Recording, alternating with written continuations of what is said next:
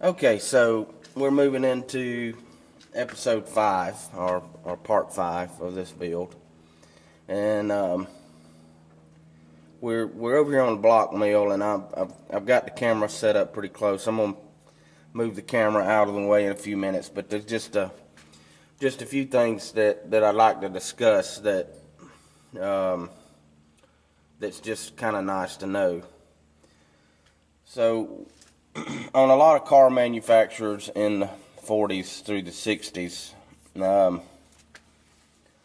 especially in the engine industry, you got to understand that these things came down the assembly line so fast that it would cost more money if a machine was out of tolerance. That helped build this block. If a machine was out of tolerance, it would cost more money to stop the machine to fix it than it would be to. Well, let me just explain what I'm getting at. So I'm gonna zoom in on this block, and there's some weird numbers on here on the cylinders, and I see this a lot on the older engines, and have done a little research, and here's what these numbers are. So I don't know if you can see that, but this is the number 4 cylinder. And you can see the cylinder bore right up above it. Well, there's the letter E.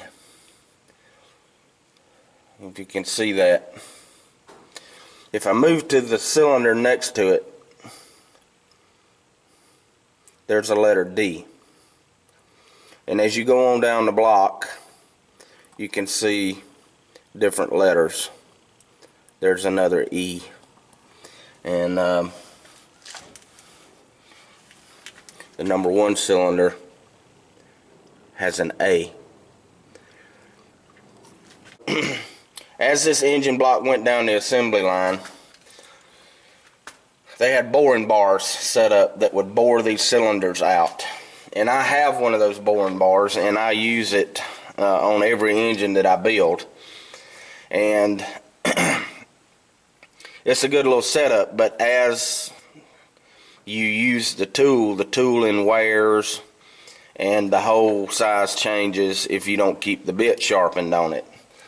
So instead of shutting the machine down or shutting the production line down to sharpen a bit, what they would do is get as close to the hole size as they could and keep the machine running even though it was out of tolerance. And they would manufacture pistons that were just a little bit bigger in diameter, not enough to really affect the weight, but just a little bit bigger to compensate for the tooling that was dull. So if you'll look, you'll see all these different letters down here, and each manufacturer had their own little code what these letters meant. Now I have been unable to find any information on what these codes mean for the Willis. I'm pretty familiar with these codes on the Mopar products, but just for an example, every time you see the letter E, which there are 2 stamped on this block, this piston could have been 3 or 4 thousandths oversized. And like I said, instead of shutting the machine down to sharpen the bit, they were willing to accept that the piston bore was oversized.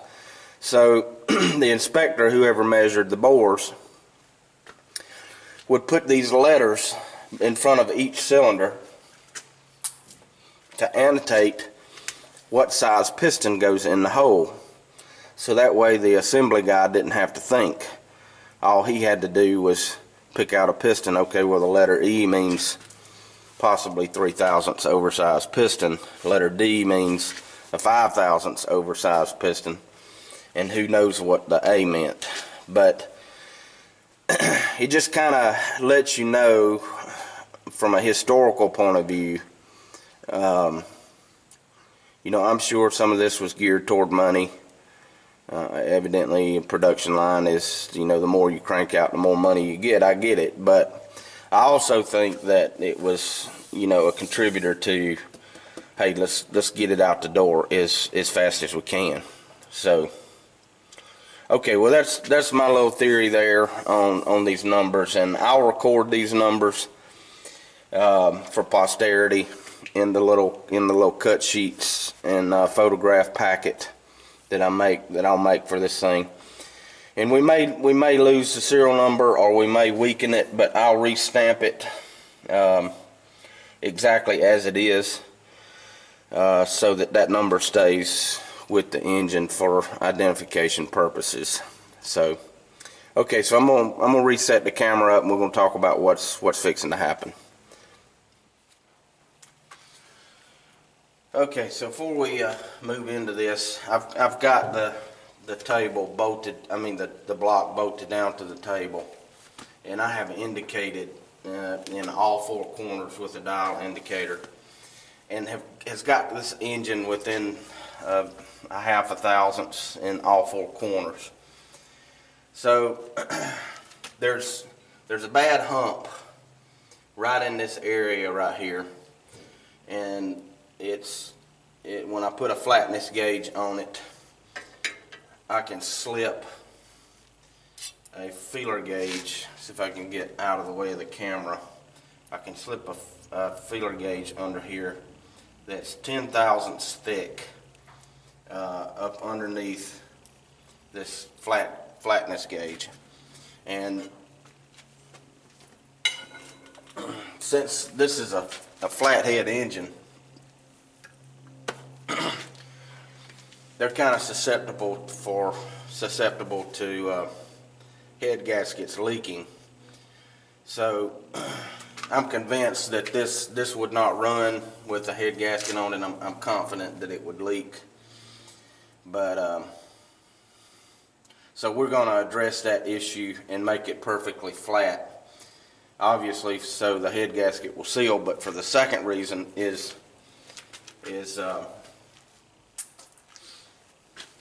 the order of operations dictates that I do this before I bore the cylinders, because my boring bar is going to clamp right on the top of this flat surface. And if the surface is not flat, then the bore is not going to be parallel to the crankshaft, and that's paramount. I have to make sure that bore is straight. So so what we're going to do is I'm just going to turn the machine on and get everything set up here.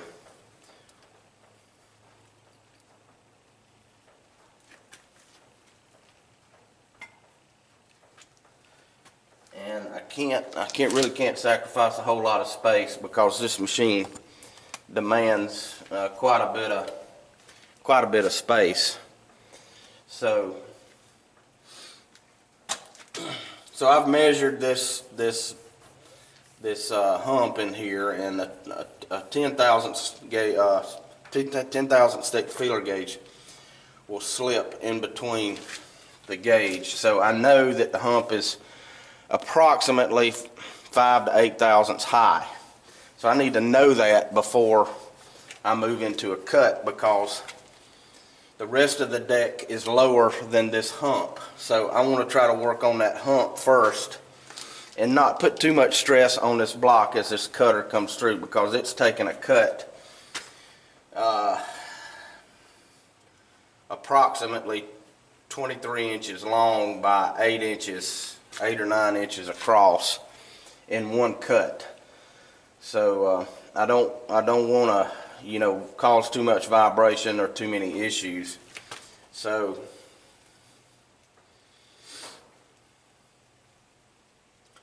that's kind of where we are.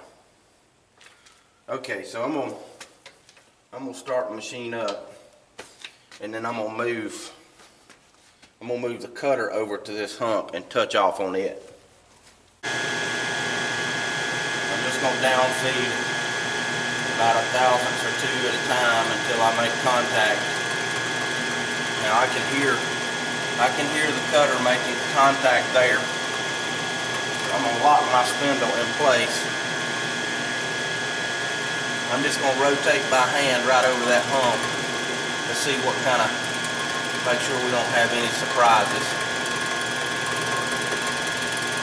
You can hear the cutter trying to engage as it comes up on the hump.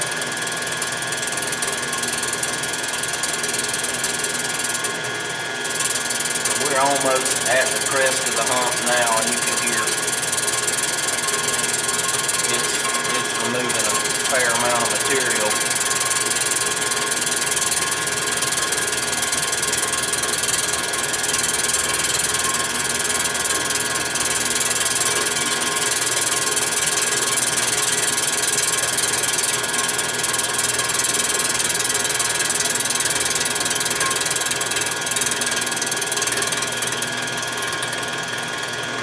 Okay, so we moved off the hump, so let's pull back and make an inspection here and see kind of what we got.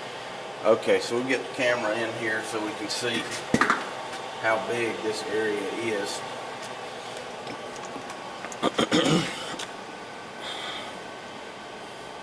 So you can see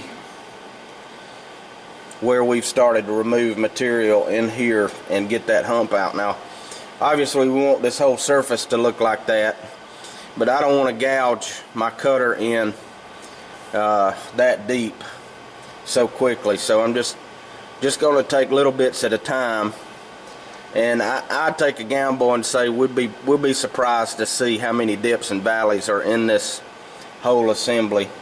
As you can see, a little bit back here starting to pop up. So we'll drop our cutter down 1/1000 and we'll make a complete pass, and then we'll go back and take a look.